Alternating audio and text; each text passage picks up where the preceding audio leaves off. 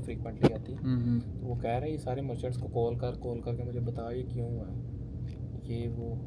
नहीं इसने कुछ किया होगा ऐसे कुछ भी मुझे यार, हम इकट्ठे काम 4 साल 5 साल से कर रहे हैं, इतने साल से कभी कुछ नहीं हुआ। इसने नहीं किया, जो एम्प्लॉयज़ है उनमें से किसी ने किया।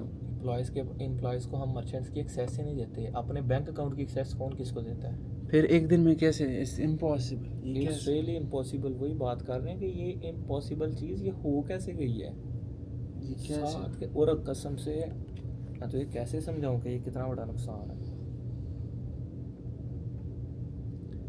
अभी वो बैंक में अभी पता है तो कॉल कर लो ना, मर्चेंट्स आईडी है तुम्हारे पास लॉगिन से। सब कुछ है भाई। वो उनको कॉल की है यार, आपको पता नहीं वो टर्मिनल एक होता है, टर्मिनल एक होता है मर्चेंट। टर्मिनल होता है आगे, जिस तरह आप एंड जहाँ पे आप कार्ड लगाते हो जहाँ के, वो होता है टर्मिनल, वो मर्चेंट नहीं होता। मर्चेंट पीछे होता है जो पेमेंट प्रोसेस करता है। तो वो पागल लड़का है कि हमारा लाहौर का एम्प्लॉय, वो चौधरी साहब बार बार टर्मिनल वालों को कह रहा है कि हमारा मर्चेंट नहीं। टर्मिनल वालों ने क्या करना है, उन्होंने तो बस एक सर्विस दी हुई है कार्ड लगाने के लिए, कार्ड इनपुट करने के लिए, कार्ड प्रोसेस करने। पीछे पेमेंट प्रोसेस हो रही है मर्चेंट के साथ, जिस तरह स्ट्राइप मेन मर्चेंट है। तो लेट्स से ये भी पॉसिबिलिटी है, अगर मर्चेंट टर्मिनल ख़राब है तो मर्चेंट काम नहीं करेंगे। नहीं, मर्चेंट उसके बगैर भी काम कर जाता है, टर्मिनल के बगैर। टर्मिनल को बस वैसे लगाया UI UX वगैरह के लिए लगाया जाता है। टर्मिनल का कोई काम, टर्मिनल निकल भी जाए बीच में से, मर्चेंट फिर भी चलता रहता है। वही अब वो TD बैंक था साथ, TD बैंक और बैंक ऑफ अमेरिका, उनके बिज़नेस के अकाउंट से वो सारे साथ अटैच किए हुए थे। बिज़नेस बैंक ऑफ अमेरिका में $4,000 पड़ा था, TD में $2,000 पड़ा था। वो दोनों बैंक अच्छा 7 मर्चेंट उड़े, साथ ही 2 बिज़नेस बैंक अकाउंट भी सेम डे उड़ गए। अच्छा अब मेरा माइंड ये था कि मैं कहा वो पैसे अब मैंने मंगवाने थे अपने पास, वो 4,000 और 2,000, मैं कहा 6,000 हो जाएगा, टैक्सेस जाके कुछ ना कुछ करेंगे। वो भैंस की तुम, वो मेरी फट के 4 हुई है पैंच। जो मर्चेंट्स भी उड़ गए, बैंक अकाउंट्स भी पीछे से उड़ गए। पेमेंट अगर बैंक अकाउंट्स फ्रीज़ करते हैं या मर्चेंट्स फ्रीज़ करते हैं ना, अगर मर्चेंट्स में फॉर एग्जाम्पल अगर आपके स्ट्राइप में पेमेंट पड़ी हो, तो मतलब they will give you like a window of 60 to 90 days, उससे पहले आप पेमेंट नहीं निकलवा सकते। हाँ, ये मसला होता है, पे आउट्स की डेट होती है, डेट्स होती है। ये बहन जो ये पता नहीं कहाँ से हो गया है मैं साड़ी जिंदगी। ये भाई कल हम बैठे डिस्कस क्या कर रहे थे कमरे में, मैं क्या मैं सुबह दफ्तर जाना है, मेरी ज़िंदगी मसले ही मसले, सुबह ए मसला हो गया, ए मसला हो गया, ए मसला हो हाँ, गया, मसले आ गए अभी तक। मसले। अब देखो एक दिन सुकून से गुजरा है, नहीं ये और सॉल्व हो मसले सकता है, इंशाल्लाह हो जाएगा। कि नहीं भाई। आइडेंटिफाई। आपको पता है ये पीछे गूगल एड्स चल रहे हैं, गूगल एड्स पे स्पेंडिंग हो रही है पीछे, उधर से क्लाइंट्स आ रहे हैं, वो स्पेंडिंग भी पीछे से जाई जा रही है, इधर से मर्चेंट ही नहीं चल रहा। अब गूगल एड्स के भी पीछे से अकाउंट सारे बंद करने पड़े हैं, क्योंकि गूगल एड्स पे बिलिंग जो अटैच है वो ये बैंक ऑफ अमेरिका और TD बैंक की है।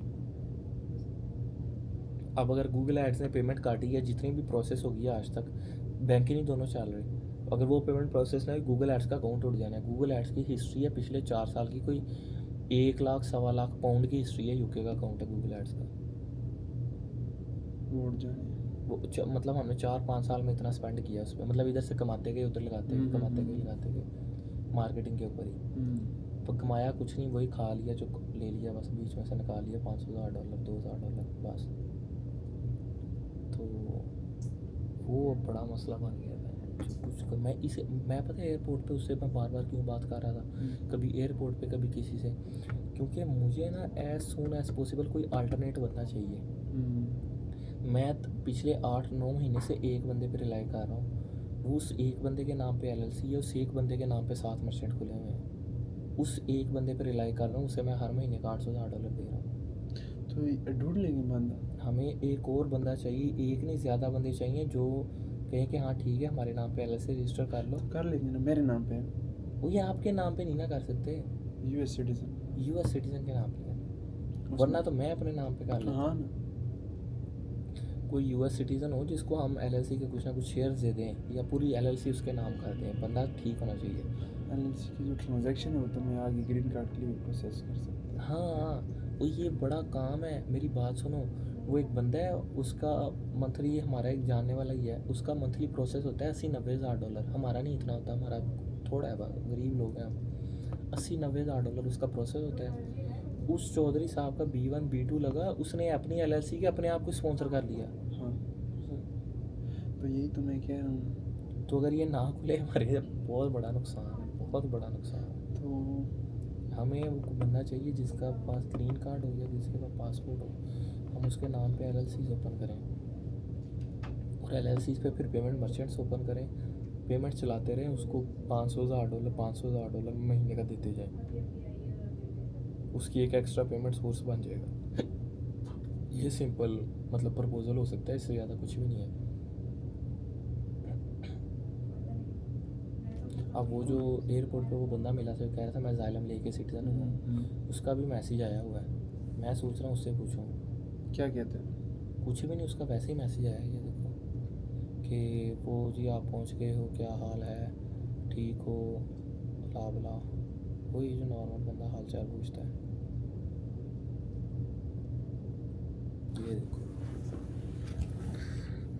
ये आया है, क्या नाम था उस लड़के का, ये फैसल शहजाद की कॉल भी आई हुई है, वो US वाला, वो कैलिफोर्निया वाला, ये है, ये देखो नौशहरा वाला। अस्सलाम वालेकुम भाई, कैसे हो? ठीक हो? खैरियत से पहुंच गए कि नहीं? ये